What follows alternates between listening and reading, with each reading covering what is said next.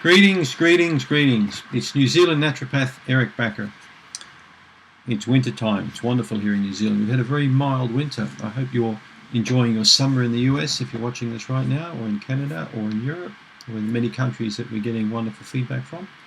I really appreciate all the support I'm getting from all my subscribers there on YouTube.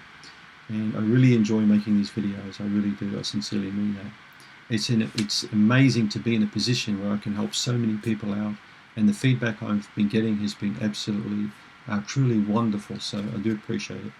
Today we're going to be talking about papaya, or pawpaw. It's one of my favourite fruits, and it's one of the things I don't like about New Zealand is we don't really get papaya here because it's too bloody cold. It's freezing down here well, not freezing, but it's not really the right climate for growing pawpaw. We're right down the bottom of the planet. When my wife and I lived in Brisbane, Australia, we grew papayas, we grew bananas, we grew pineapples, we grew passion fruits. We had all the lovely tropical fruits growing in our garden. We had a wonderful garden, a big tropical garden. And here we've got really more of a temperate garden where I've got all my fruit trees, but now I've got apples and pears, and I've got peaches and plums and apricots, nectarines, grapes, and all those sorts of things. Wonderful fruits, but I miss the pawpaw. I really miss it. The beautiful yellow juicy pawpaw. Now here's a tip. I found pawpaw not to be a real big issue with lots of people with Candida. I don't know what it is about pawpaw, but even though it's sweet, it's got certain types of nutrients in it that don't seem to flare lots of people up. So if you've got a yeast infection and you're watching this from a tropical country where you've got availability for pawpaw, do try pawpaw, one good slice of pawpaw per day to see if it affects your gut. I think pawpaw, in my opinion, has got to be one of the healthiest fruits you can eat for your digestive system and for your heart and brain and liver in general. It's an amazing fruit. It tastes great. You can cook with it. You can bake with it. You can do all kinds of things with it. Now, pawpaw contains an enzyme called papain, which is a proteolytic enzyme. I remember a long time ago, I had a patient years and years ago, an elderly man who used to live in the islands. I think it might have been Fiji. And he said to me, Eric, get hold of a big tough piece of steak and then get a couple of big pawpaw leaves. I don't know if you've grown pawpaw, but the big pawpaw leaves. And he said what you do is you just get a couple of leaves and then you wrap the steak in it and crush the leaves up a little bit around the steak and then leave that for several hours. And he said, and watch what happens when you cook up that piece of meat. Well, I can tell you now, it was tenderized. It was amazing how tender that old tough piece of beef was. So that shows you the enzymes in the leaf got into the meat and they tenderized it, they softened the meat fibers up. So that's the proteolytic part. Now the black seeds of the pawpaw, we call it vermifuge, they actually kill parasites and worms. Would you believe it? And in places like Vanuatu and Fiji and Cook Islands, what some people have done, for many generations, is they dry all those black pawpaw seeds. They look like little pepper kernels. And then what they do is they dry them in the sun for quite a while, and they put them in a grinder, and they actually grind it on top of food. So it's actually like a medicine. It kills worms. So there you go, another use for pawpaw. The leaves can tenderize tough meat.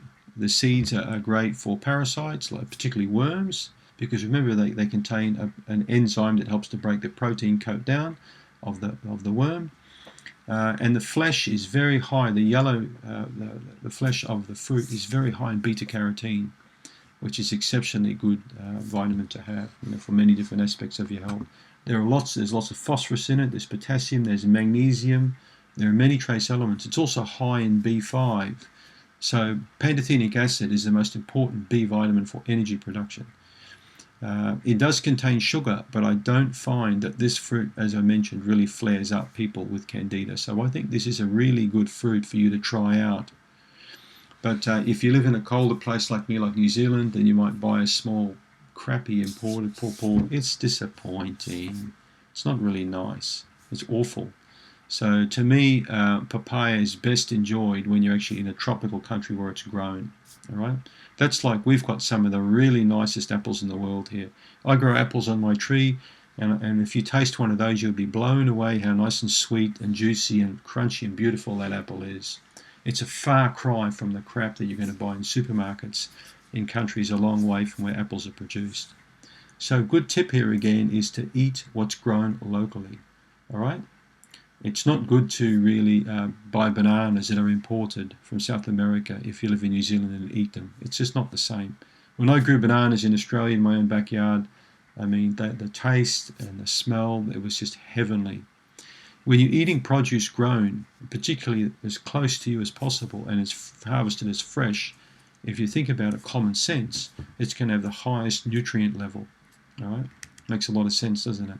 It's much better for you eating food that's grown right under your nose than it is like way away from your nose in another country and shipped with boats and trucks and all that stuff.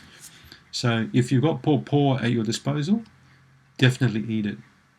Anti-inflammatory effects, antioxidant effects, immune modulating effects, improves digestive function, contains lots of fibers, which is it's also a great prebiotic food for encouraging the production of beneficial bacteria in the small and large bowel.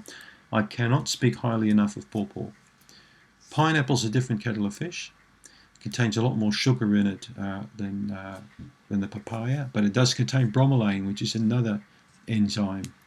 I might do another video on pineapple. Pineapple's wonderful. It's really good cooked on the barbecue. I love it. So I hope that gives you a bit of information on pawpaw. So if you can get it, try it out and let me know the feedback on papaya. Don't forget to click on the link below if you haven't already got my Candida report. And please subscribe. Thanks for checking out my video.